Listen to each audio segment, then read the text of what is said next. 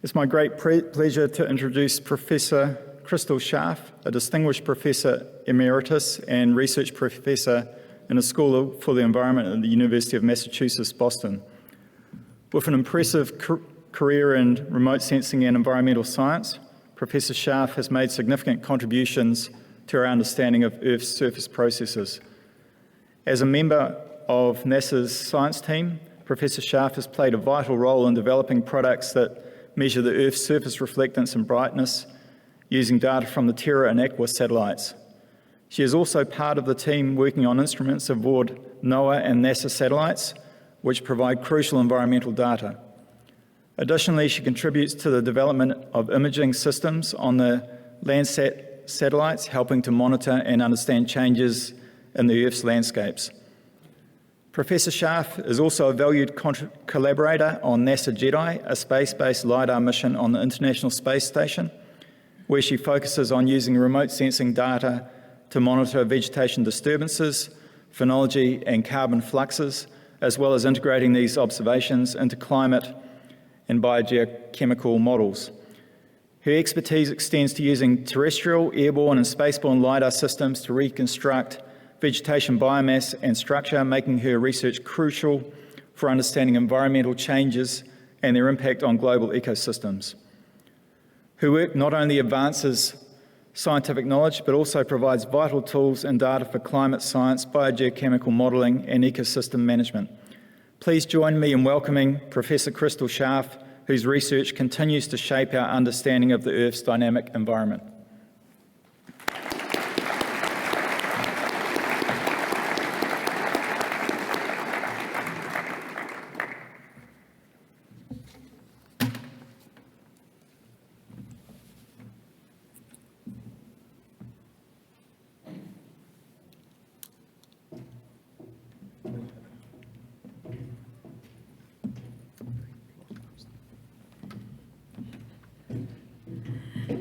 Welcome, everybody, and wasn't that a beautiful welcome that we received from the inhabitants of Rotorua?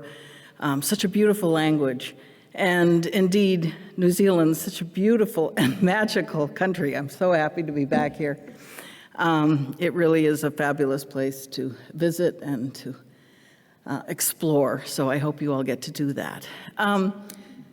When they asked me to give a keynote speech, it was a little bit like, what should I talk about?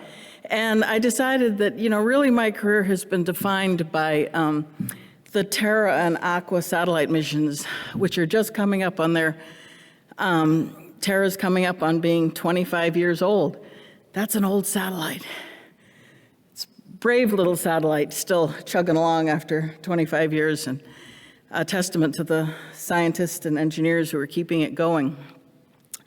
So I wanted to start a little bit with that. Of course, all of us here that work with forestry lean on the even longer record from the Landsat missions, which are fabulous, but we don't get that many cloud-free images that frequently, and we've really only been able to move to more frequent images as we've been helped out by our colleagues from the European Space Agency and their Sentinel missions, which are very exciting, and congratulations for the latest launch as well of the Sentinel 2C.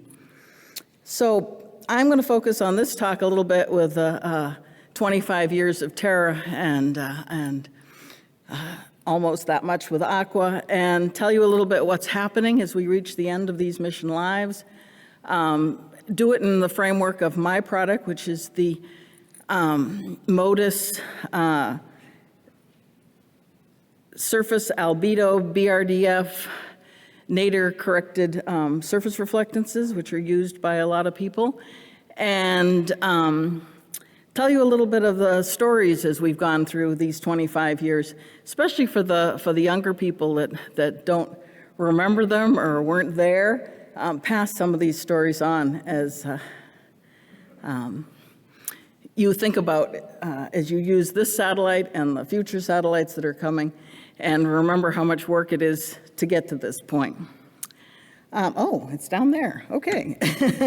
So first of all, I'm originally trained as an atmospheric scientist, as a meteorologist. My first paper was actually using GOES geosynchronous data, and I was promptly fell in love with satellite data and discovered, fortunately, the math and the science to focus on clouds in the atmosphere and get rid of all the disrupting Earth underneath. It was pretty much the same math and science as if you wanted to get rid of the atmosphere and the clouds and look at the Earth underneath. And I kind of switched to being more of a geographer. And I also want to acknowledge some of the names that are up here, but there's so many more. My career really has been supported by these amazing graduate students, now my colleagues, and they've just been fabulous. I've been so fortunate in the postdocs and graduate students that I've had over the years. I'm so proud of them all. They're really my academic children. And so I want to mention that there's these that are up on the screen, but these are the active ones that I have with me right now, but there's so many more. So I just want to kind of acknowledge them. Okay, so nobody told me how to make it move forward. This thing? Okay, that was, no? It's just this one to move it forward, Crystal. Oh, of course. Of course. There we go. All right, so starting, as I say, it was 25 years ago that the Earth Observing Systems Terra platform launched. It was December of 1999. The name perhaps wasn't that imaginative, but it was selected by a group of school children across the country in the US were asked to come up with a name, and they selected Terra. Terra had a bit of a rough start to things, as so many things do in the US. It was over budget, it was late. It sat out on the launch pad for so long that they started worrying that the prevailing winds coming off the Pacific to California were going to start to affect it. And the biggest thing, which so many of you young people don't remember, but we were all terrified of the Y2K problem. What was going to happen when we hit the year 2000 and none of our old lousy Fortran code or whatever we'd worked with knew how to go from 99 to 00, and we were all terrified by this. We had Congress flipping out because it was over cost and complaining. This was also an era, as we seem to do so often in the US, where we didn't believe in climate change too much. And so it was quite stressful. And it was like, if you don't get that thing up in the air before 1 January 2000, we're going to take it off the pad, and I don't know when you're going to get it up. So there was quite a panic to get it going. But they said, okay, we can do it. We're going to all go out to Vandenberg Air Force Base on the west coast of California, and we're going to watch this thing go up. And we got there, and we all arrived excited, and the area where they had us meet had a big banner up, and it said, Terra, a launch of firsts. And we kind of went, I wonder what that means. And then they told us, well, okay, so it's been sitting out on the launch pad for a really long time. It's a new launch pad. It's the first thing to launch off of that launch pad. It's the heaviest thing that we've tried to get up, so we're using this new technology where we add little extra boosters. You can kind of see them on this picture around the bottom, so we think that'll be enough to get it up. And almost the worst was, it's a new launch software system. And we all went, oh God, we have no hope. We've spent 10 years of our life trying to get this thing in the air, and we're under, we got to get it up, but oh my God. So we all went out, brave, beautiful day in California, waiting for this marvelous thing that we've worked on so hard to get into the air. And they send up some raw wind sondes, the winds look okay. They start the countdown, and then they stop it. And they said, we're so sorry, but a hang glider from Santa Barbara has flown into the launch area. And we have, the Air Force is going to intercept him. We're all like, how does one intercept a hang glider? That's an interesting thought, and hope they blow him out of the air. How many millions did this cost us? So after a few minutes, they said, okay, we got rid of the hang glider, who thought it'd be cool to be up there as a rocket went up. And now we're going to send up another raw wind sonde. The winds have changed. Guys, maybe we'll wait another day. Or actually, maybe we'll wait another 2 days and try to just check the software all one more time. And we all went. And so many of us had flights booked, out in the next couple days. This is December. Every college kid in the United States is moving this week, back trying to get out of school and back to home. We were struggling to rebook our flights. I had a lovely, direct flight from Boston, from Santa Barbara to Boston, LAX to Boston, and I ended up having to do 2 stops on the way home just to do this. But I changed the flights. I was going to watch this thing go up. So 2 days later, we started up with not a lot of hope. Send up the row and so on. Things look okay. We're all kind of like, yeah. And all of a sudden, the countdown kept going. And we watched this gorgeous instrument go up into the air. It was my first satellite launch. I was 42 years old, and I thought, this is the height of my career. It's never going to get any better than this. This is amazing. The rumble you feel in your chest when a satellite's launching, it's just amazing. And you're just watching it up, and you're basically crying and going, please keep going, please keep going, please. We got so much riding on this. And I often say it was more emotional than giving birth to my only kid. She's resigned to this story. And we watched it go. We watched it go. It was a beautiful, clear day. We could see it go forever, and we were so excited to see it actually launch. And by the time they loaded us on the buses and got us back to the kind of reception area again, they had told us that it had made it up to space and had established contact again and was speaking to us, and things were looking pretty good. So it was a very exciting time, and I hope you all someday get to experience that. And even if it's only standing on the beach in Santa Barbara watching other satellites go up, but please don't go out with a hang glider. So Terra went up again. Absolutely panic-stricken as we waited for the hatch to open, the first images to show. We decided as a team that the first land images we would show would be of Washington, D.C. to try to shut the congressman up. So, we're all the science team is locked in a big building together, and we're all frantically praying that our software works and that things work and the imagery looks great.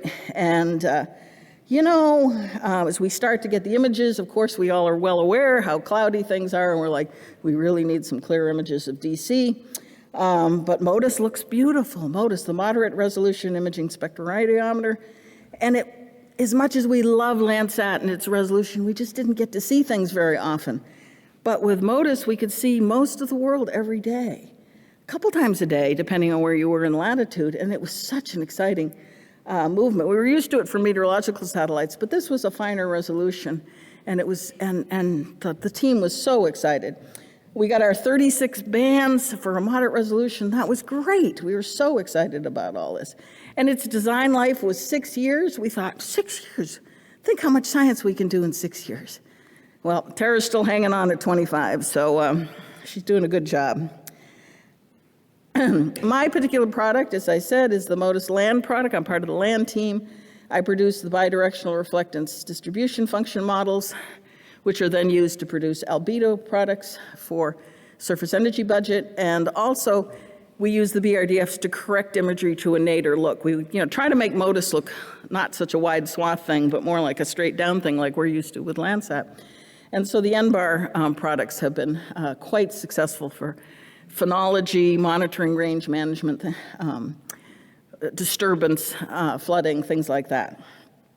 The crossing time of Terra is 1:30. Terra has now left its orbit, and it is drifting, and the time is now changing. And it won't be kept in orbit anymore till the end of its life. 2 years later, we were back again to watch Aqua go up. Oh my God, we've got 2 MODISes, whatever the plural of MODIS is. After 25 years, I still don't know. This was a nighttime launch because it was an afternoon bird. It was a little bit like watching the science team be a bunch of zombies walking around in the dark because we all are trying to, catch some sleep before we have to go out there and watch this thing go up in the dark. Again, wondrous launch. Not as spectacular in that we could see it, follow it for so long because it was dark, but we were getting the imagery on the screens, and they have aircraft in the air monitoring as it goes up. So it was still another exciting, that wonderful rumble in your chest as you feel it. So we now have 2 MODISes. And as a land team, we had decided with Tara that we needed to pick a projection that saved the quality of the data, hell or high water, but also would be usable for the science community. And much to everyone's horror, we selected the sinusoidal projection. Everybody's least favorite projection known to mankind. And I do apologize for poor New Zealand. You're leaning, you're that little bit on the edge. I know what a pain in the neck it is for you in Australia that we selected, but we did preserve the data by picking this gridding so that you can mess with it and make it a little bit more usable. But I can't tell you how much hate mail we've gotten over the years just due to the sinusoidal projection. And I can't tell you how many millions of hours I've spent in my career listening to the discussions for Landsat.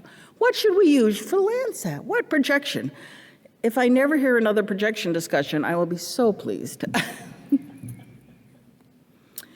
So my product, land surface albedo. Albedo is a proportion of incoming solar radiation that is then reflected by the Earth's surface back out to space, and how much is captured, is used by the soil, the plants, the forests, is what drives our whole ecosystems on Earth. So therefore, albedo is an important quantity when you're trying to model the surface energy budget. And it's a function not just of what's on the surface, the soil, whether it's bare soil, beaches, water, forests, it's also the surface structure, how the shadowing is happening. And that can be quite complex within a forest where you've got disturbance, you've got trees that have fallen down, casting shadows. So albedo is not just trees are one single number like you do in the laboratory. Forests are very dynamic, and so it's very important that we can produce global albedo values every day.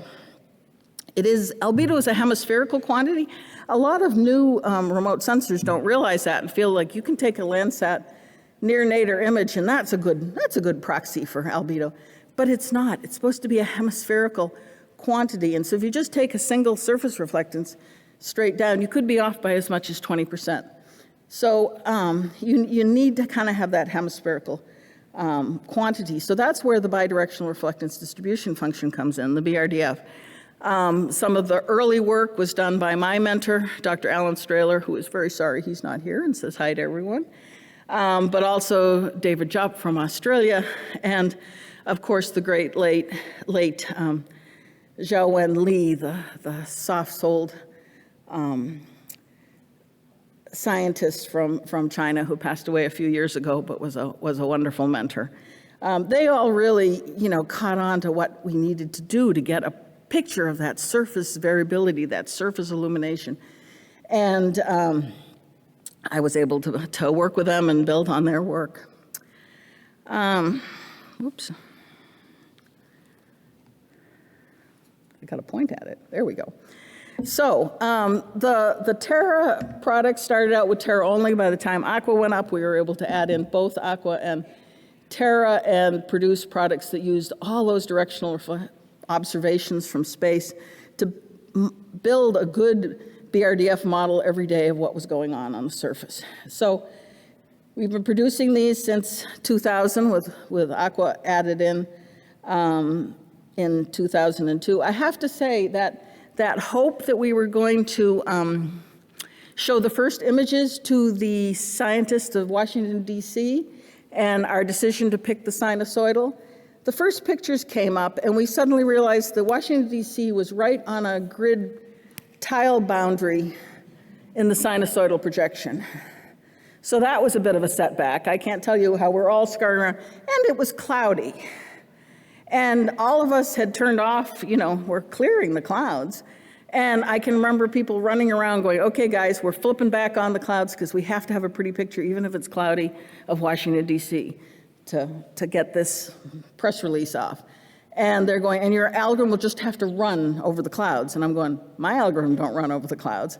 I can't do surface albedo. I mean, if there's a cloud, that doesn't help me, guys. Anyways, but we got it working, and I can particularly remember one of my colleagues, Jan Peter Muller from Britain, who was incredibly annoying because he kept leaning over my shoulder going, why is it doing that? Why is it doing that, Crystal? Why is it doing that? And you're going, Peter, if I knew why the hell it was doing it, I would fix the code, but I don't. So leave me alone for a few minutes while I try to figure out why it's doing that. I don't know. So anyways, it was a very stressful experience. Now, we produce 500 girded meter products. The land team does that from Modus. I produce my albedos in 7 spectral bands and then 3 broadband values for people that are more in the modeling regime. I also do a separate retrieval at a 1 kilometer resolution, a 30 arc second, in a good old geographic lat long to make people happy. Now, this is my particular pet peeve. There are mandatory QA flags on all of the Modus products. Right up there with childbirth was devising the QA flags. And somehow we have to make our young people use the damn QA flags. And the mandatory ones are nice, but I have another whole 32 bits of QA flags in a special project that I can't even get Google Earth to use. But I really need you young people to look at those, because that's the thing that's going to tell you, are you looking at a snow albedo? Are you looking at a non-snow albedo? Are you looking at a water one? What were the solar conditions? What was the land conditions? All this kind of stuff is in those 32 bits, and you really need to unpack them and look at them. Also, my product doesn't do well on solar illumination angles greater than 7 degrees. I can't do dusk and dawn, I'm sorry. But everything kind of falls apart when we have that little illumination. So it's very pretty. I make a very pretty product, which is nice. And here's one from August, just a week or two back. And it looks great. It's Northern Hemisphere summer. And it looks great, except for, well, equatorial zones, Again, if there's clouds, there's not much I can do. India's kind of shaky, too. And I'm sorry again, New Zealand's there. It really is. But, obviously we do great over the Sahara, and Northern Hemisphere summer, we're doing okay over Greenland and up into Canada as well. Here's the NBAR product, what Modus would look like if it was a straightward down product. And again, you can see all the missing gray bits. Now, as I said, we do produce these ones in geographic lat long. We do retrieve them separately at 30 arc seconds. The modelers were insistent that we do a coarser resolution one. I really hate this product. I would love to get rid of it, because when you average everything up to 0.05 degrees, at mid-latitudes, 5 or 6 kilometers, it's a real bummer, especially for my beloved QA flags, because which one do you use? An average? So I really, when I'm talking to modelers, I'm trying to make them now use the 30 arc second data, which is a direct retrieval rather than the coarse ones, but they mostly don't want to hear that. Then I say that, and then I immediately show you a picture of the CMG, because it looks pretty when you're trying to make a big picture. Here it is, geographic lat long. You can see that I do get New Zealand. I'm very proud of that. Picked this one because New Zealand was clear, and I could show it to you. And you can see that because it's a coarser resolution averaging, a lot of my missing pieces have gone away, but that's smoosh. That isn't real. So as I say, the other thing, the modelers are never happy. Then they said, you still have gaps. Why do you still have missing data? And I'm going, clouds, guys, clouds. And they're going, well, that's not good for climate modeling. I need fields to initiate things. I like to build my own snow. I like to build my own clouds, my own atmosphere, but I need the land surface to be gap-free and ready to go. And so we said, okay, we can try that. And so using the 30 arcsecond products, we removed all the snow, unless it was persistent snow throughout the year. And we used only high quality data, the highest quality data, because we use our QA flags. And if we had nothing, then we would start doing some temporal fitting to the BRDF, temporal fitting over 18 months, trying to decide what should be in those missing bits. And gap fill that way. If we were really desperate, like over some parts of India, we just never, or equatorial Africa, we just never see it, we'll try to do some spatial fitting. And then if we're really desperate as a last thing, we'll do a little bit of spatial smoothing within the adjacent pixels. Then they said, oh, but you don't have what happens at the high latitudes. And we're going, yeah, because it's dark, guys. There's such a thing as polar night. And they're going, well, we want angles greater than 70. Couldn't you push it out to like 84, 85? And so, we're like, well, we can persist what was there when it was sunny, but that's about the best I can do for you. So we do that. But there it is. This is a March picture. And a little bit of, Greenland, a little bit of Antarctica. And it's all gap filled. India's there. This is what the QA flags look like. I'm fudging all that yellow stuff. I'm persisting from earlier times. The things that are dark blue actually are high quality data that I was able to extract somehow for this gap filling exercise. The lighter colored blues are what we call our backup algorithm, the magnitude inversion, where we've decided ahead of time what the BRDF is going to be based on history, and they're just not as high quality. The greens are the temporal fits, where we've tried to fit things over 18 months and fill in those missing bits, and then the spatial smoothing and spatial fits are the lightest colors, and then the solar thing that the modelers insist upon. So here's one, this is an August scene, not this year. We're lagging a bit in producing these. But anyways, you can see what a gap-filled product looks like. And again, it's very pretty. There is that to be had.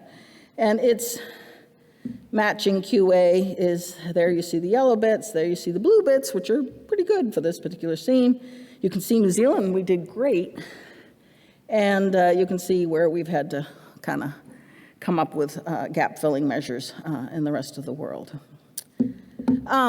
The other thing that the MODIS team produces is near real-time data for disasters, for fires, for flooding, for abrupt changes. We need near real time.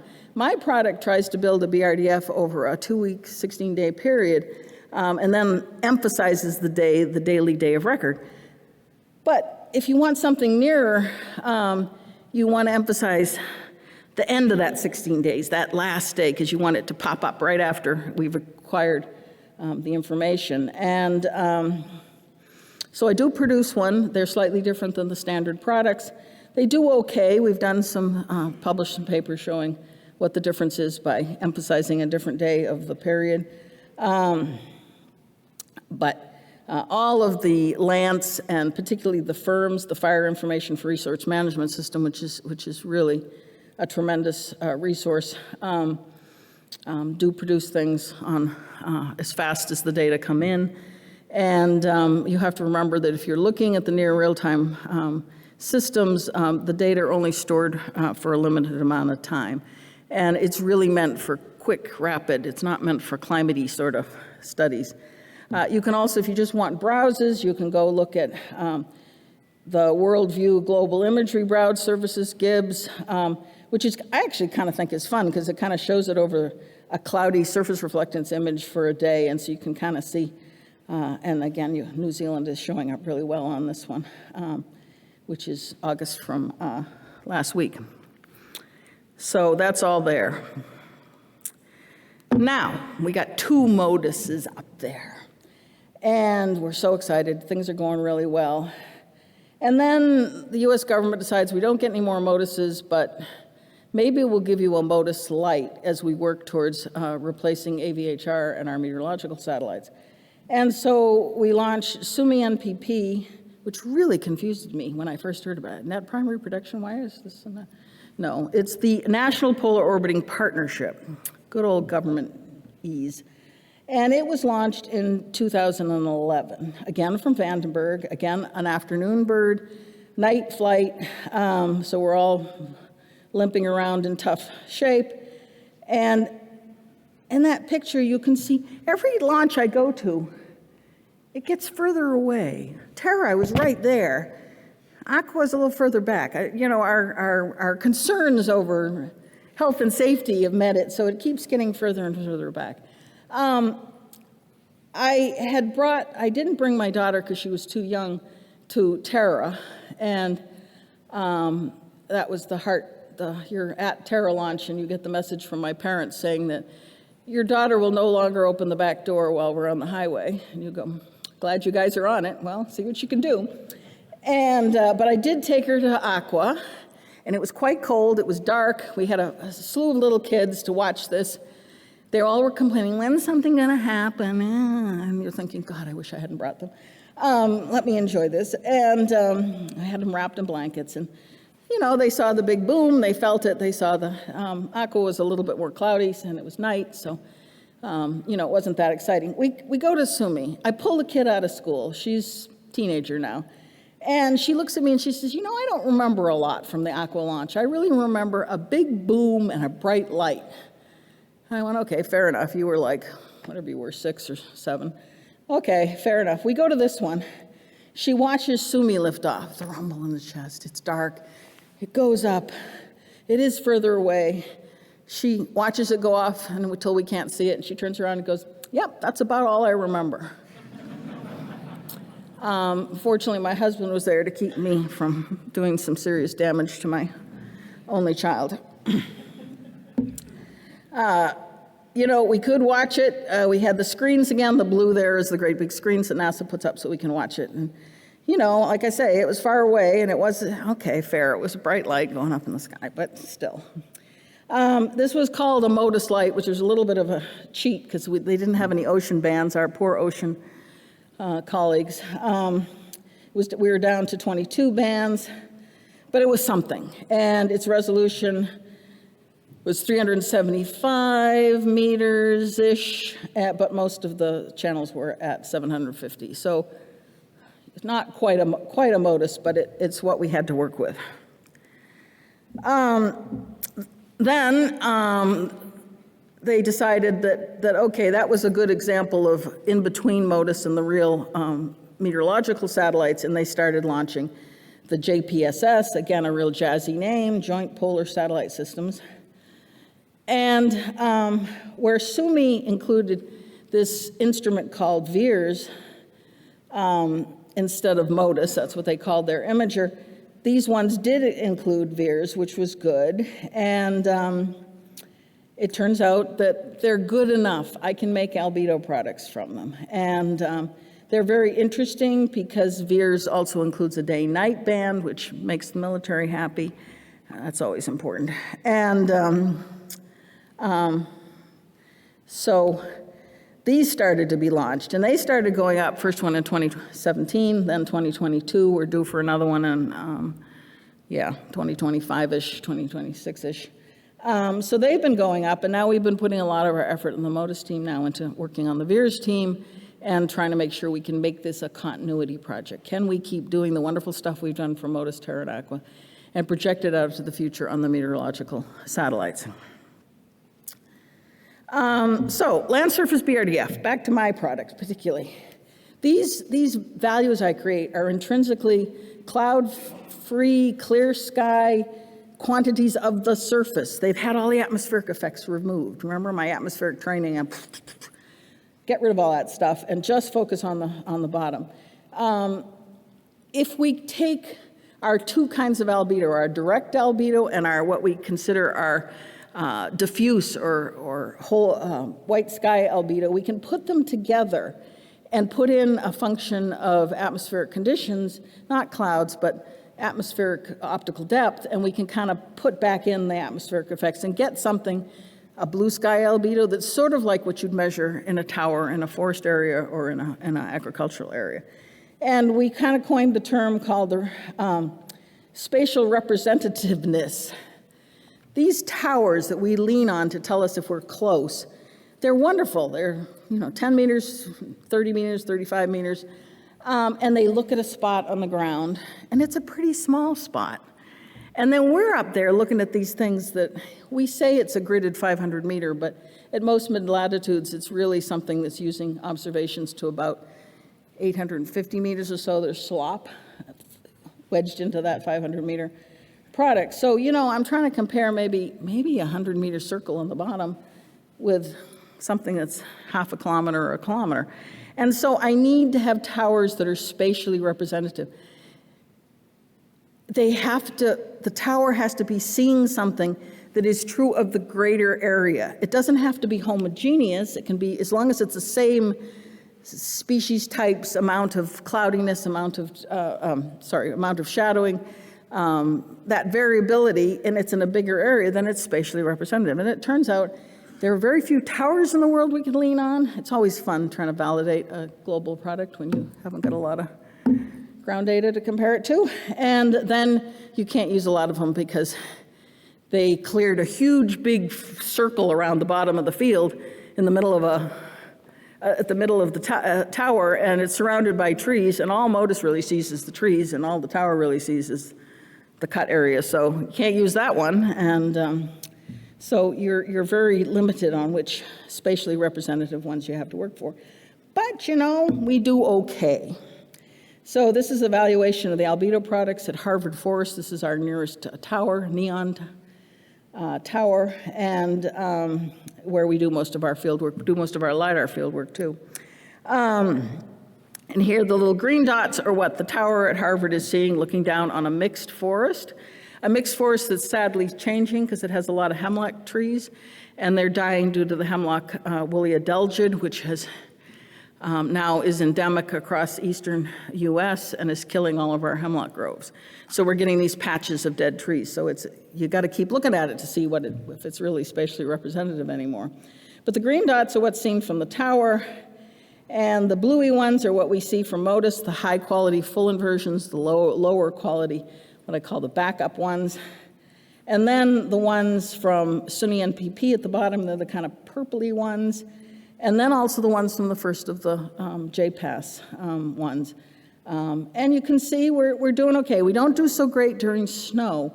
And that's because the tower is looking almost in between the trees. It's a small patch. And so they see the underlying snow. We tend to either see lots of snow or we only see the tops of the trees and we don't get the understory so well. So, when we can do well in snow situations, we're quite excited.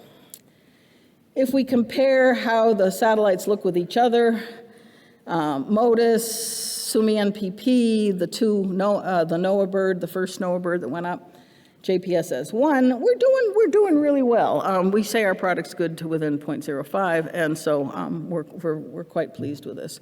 And we keep frantically, if anyone would like to offer field sites, this is one to the north of Harvard, and it's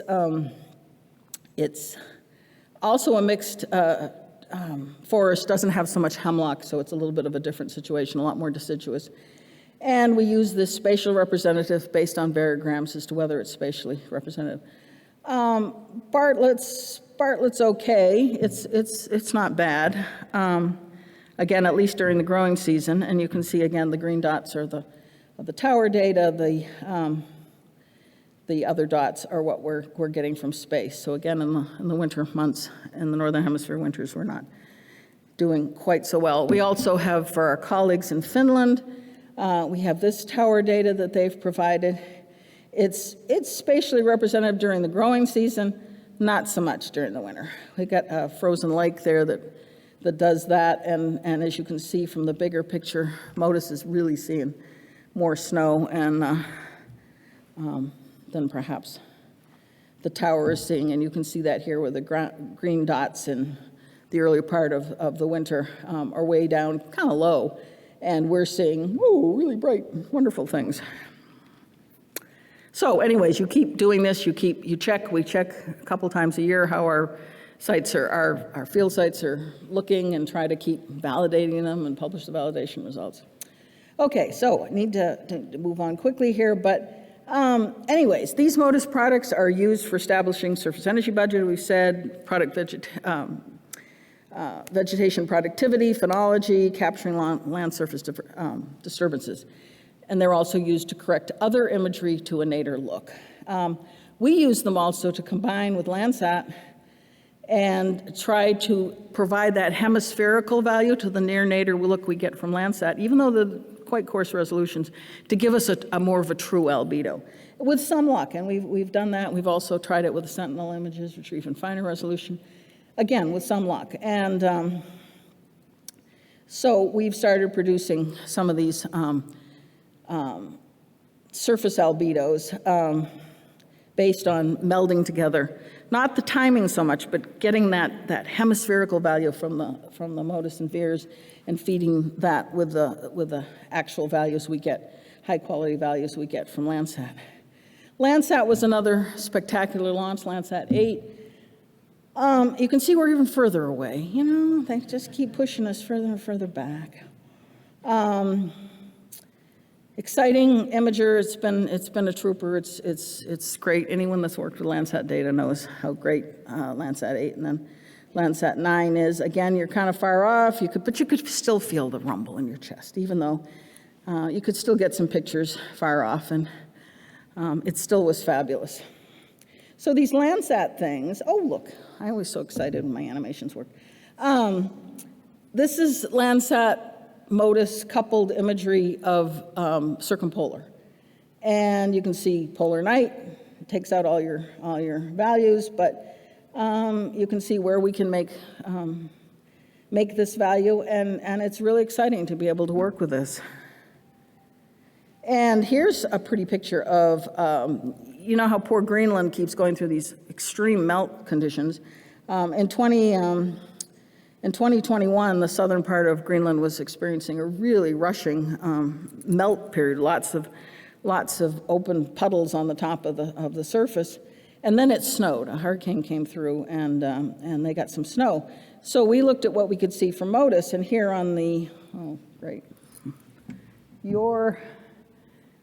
on your left is what it looked like before the fresh snow came in, and on your right is what it looked like after the fresh snow came in. So you can see the difference in the brightness of the albedo with the fresh snow.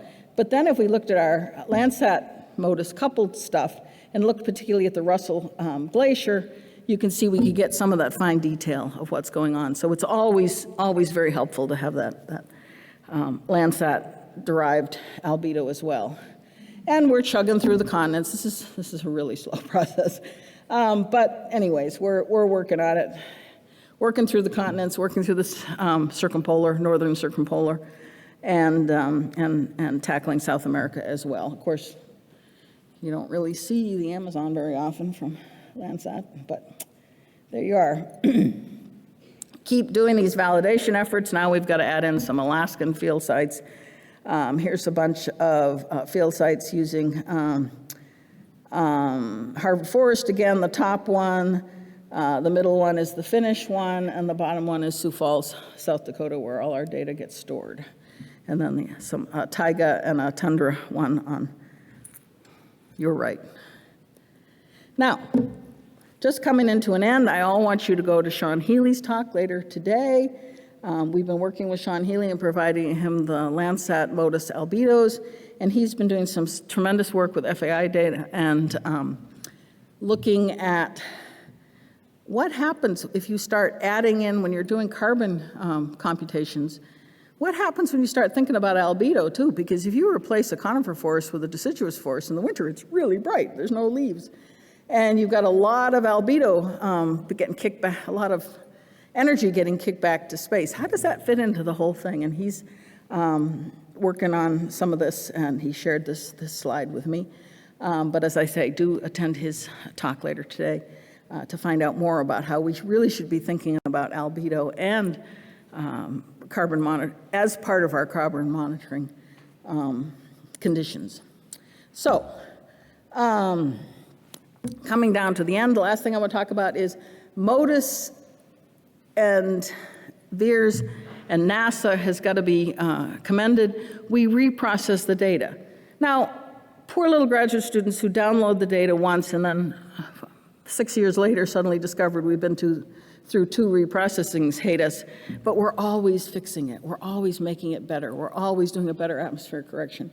We are currently up to 6.1 with MODIS and collection 2 with VIIRS. And yes, you need to pay attention to this and keep up with the newest one, because there's a reason why we've decided we have to put in corrections. After all these years, we're still finding things that like, oh, whoops, okay, need to fix that. So it's crucial that you use the latest collections and reference the collection you used in your academic papers. If I get a paper of yours and you don't tell me what collection you used, I'll reject it immediately without bothering to read the rest of the paper. If you write a paper and you say you didn't look at the QA or you don't mention the QA, I will reject the paper immediately. So, last bit there is please look at the associated quality assurance flags, both the mandatory and the bigger one, and also check the known issues page of the Land Products archive out at Sioux Falls that dispenses the data originally. This is particularly true if you get your data from Earth Engine, because they don't necessarily point you at the known issues. And the known issues is stuff that's happened because we've lost some swaths, there's been an interrupt in the data download. They're getting to be old satellites. You need to look at the known issues page. So pay a little bit more attention. Don't just assume because you can download it, it's good to go. So I want to end on this point, the continuity of the MODIS and VIIRS algorithms. Terra is expected to end science operations in February of 2027. We're going to give up at that point. Aqua is going to bail out a little bit earlier in April of 2026. We'll keep making our products up until it stops, even though we realize that our spatial resolution is changing, but we're trying to compensate for that and eke out as much as we can from these 2 satellites. We're working on the team is working on collection 7 reprocessing. I would expect that to be our last reprocessing. That'll demonstrate the whole 27 years. Gives you a good climate record, and right now the collection 2 is being sent to the LPDAC, and it's starting to be available. And the production and distribution of the NOAA 21, the JPSS-2 land products are expected next year. So it's not all doom and gloom. We're hanging on as long as we can. We're trying to give you the longest climate record that we possibly can. But please read the QA flags. And with that, I'll end. That's kind of what it's like to be involved with a mission for your entire career. So thank you.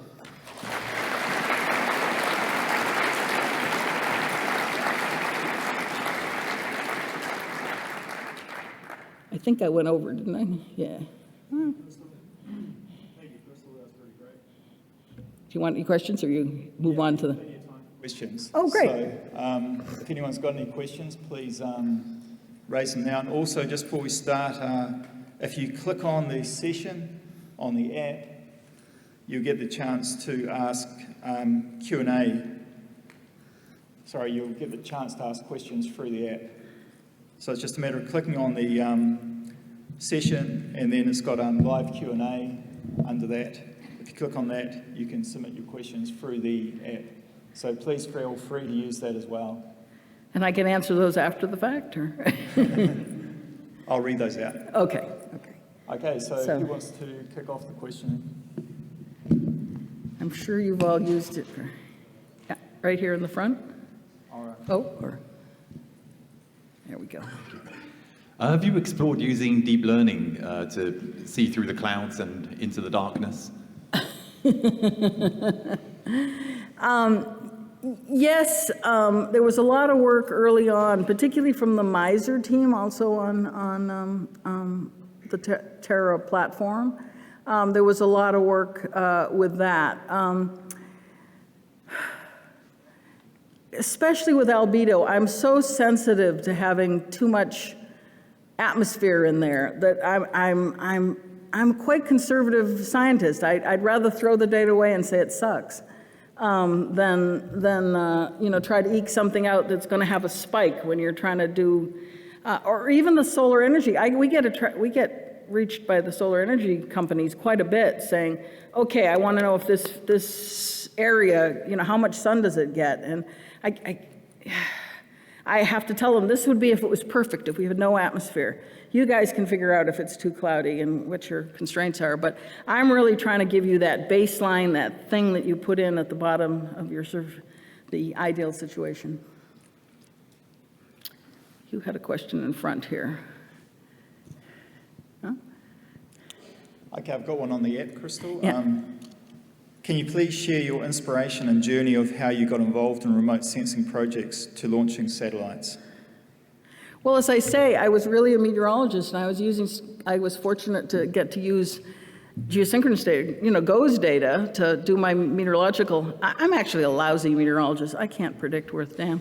But I was in the military too, which was, there's nothing that's worse than trying to give a weather briefing to an Air Force pilot, especially if you're a woman. Oh man, that was a rough gig. Well, they don't usually mansplain, they just ignore you. But anyways, you know, you're kind of going, look, I'm telling you there's going to be some turbulence here. If you don't care, I don't care. If you want to listen, I don't care.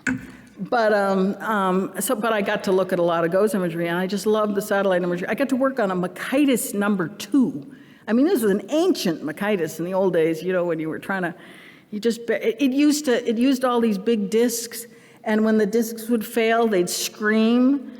And you'd be in your office and you'd hear the screaming and everyone would come flying for every direction to try to get the disc, the tape off before it flipped out and went all over the room. Yeah, it was exciting.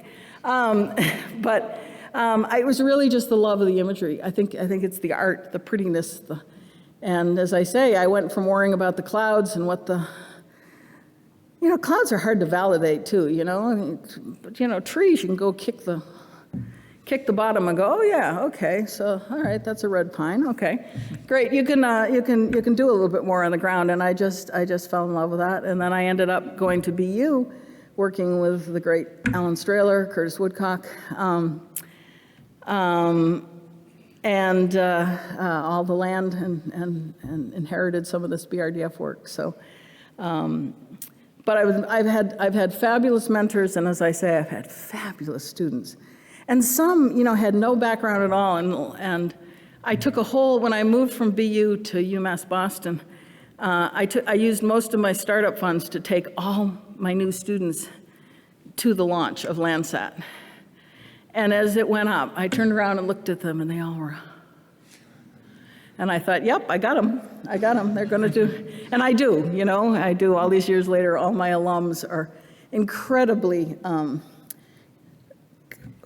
well, you know, they do time when I can't remember stuff because I'm getting old, and I'm like calling up ones that graduated 10 years ago and going, do you have any memory of what we decided to do about this? And they patiently look back in their notes and say, yeah, Crystal, it was this. And I go, okay, thank you. Glad you're my memory. And so I really have to say that, you know, the teams that I've been able to, sometimes just by sheer luck, you know, they just kind of landed in my lap, are fabulous. One of my graduates is Miguel Roman, who has just returned to NASA. Man, he was a pain in the ass to be a graduate student, but he's certainly done a fabulous job in his career, and I'm so happy he's back at, yeah, he was a lot. But you know, so proud of him, and all of my other students that are in industry or getting faculty jobs or working at NASA. So I think that's been the inspiration. Yeah, thanks. That's a great answer. Yeah. Are there any other questions?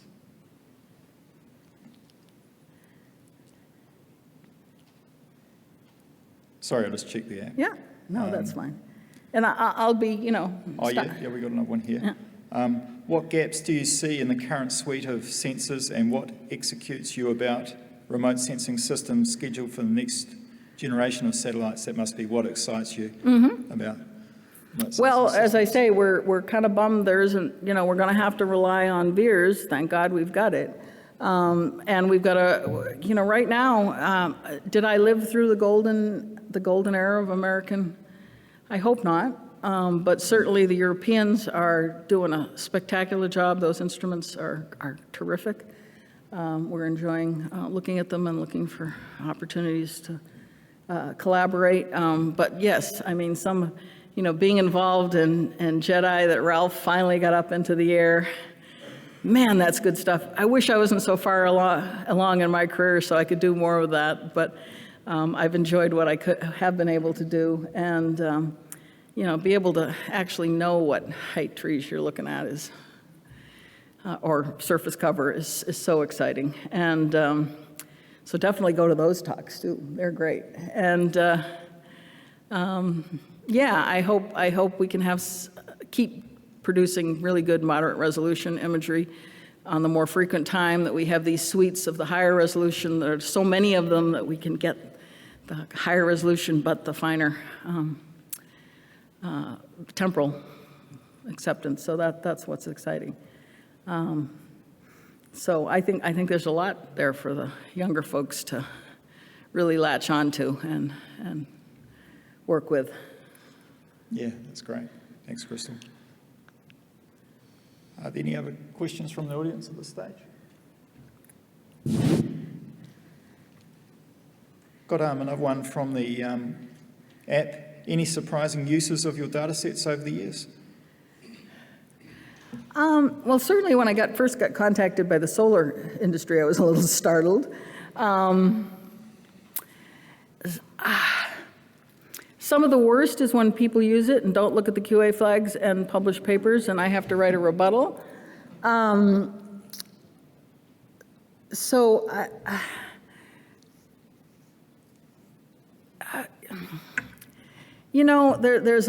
People love the NBAR product and love making NDVI from NBAR, and NDVI will solve everything. It's the color.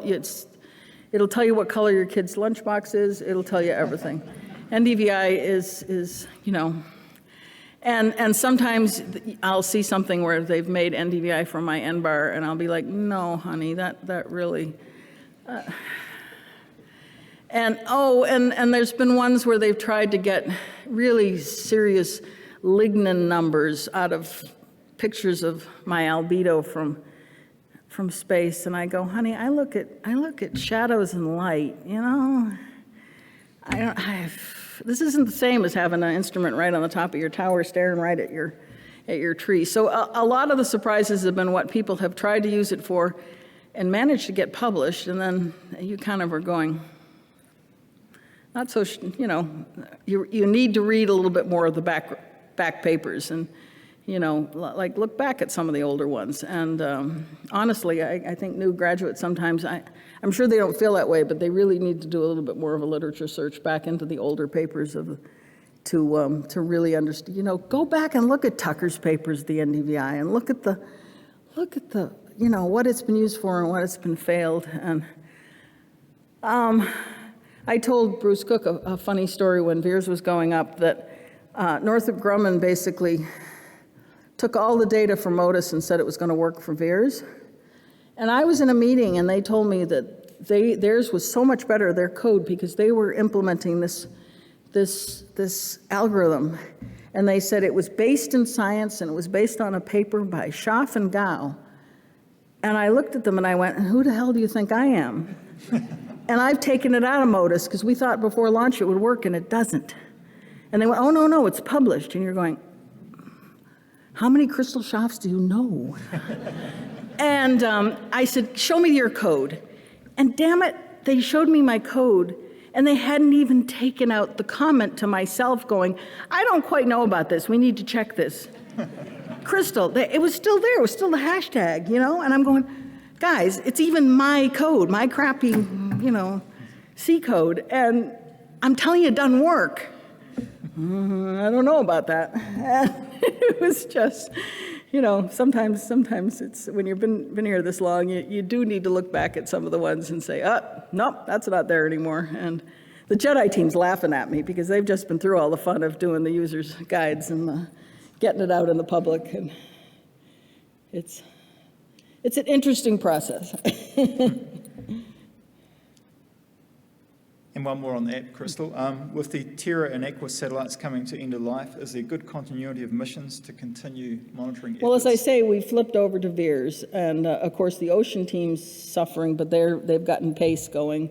It looks they've got simulated data to work. It's looking pretty interesting, and even interesting for land scientists. But you know, we're pretty much, for the continuity of MODIS, we're using VIIRS as our continuity, trying to push this out past the 25, 27 years, whatever it ends up being, to you know, into the future with the VIIRS satellites, and with good luck. I mean, as we swap between them and compare them, they're doing okay. I don't get quite as many high quality looks because I've only got the afternoon birds. But if you've got several of the afternoon birds, there are enough difference that sometimes you get a few more extra looks because the clouds have moved. So it's doing okay. We're doing okay in providing albedo products. You know, as I say, ocean suffering a little bit more. But then we also pick up the day-night bands, which are very interesting to see all the city lights and watch them go out when there's a disaster or a war. So, you know, there's interesting stuff there. I think we're going to do okay. Yeah. That's great. Any more questions from the audience? Okay, What's well, next? Don't we have a coffee break next? Yeah. God, I'm sorry, guys. Come on. Yeah, thanks, Crystal, All for a right. very inspiring and entertaining talk. And we have some small gifts as a small token of our appreciation Oh, my for giving the goodness. keynote. So Wow. if everyone can just join me in thanking Crystal.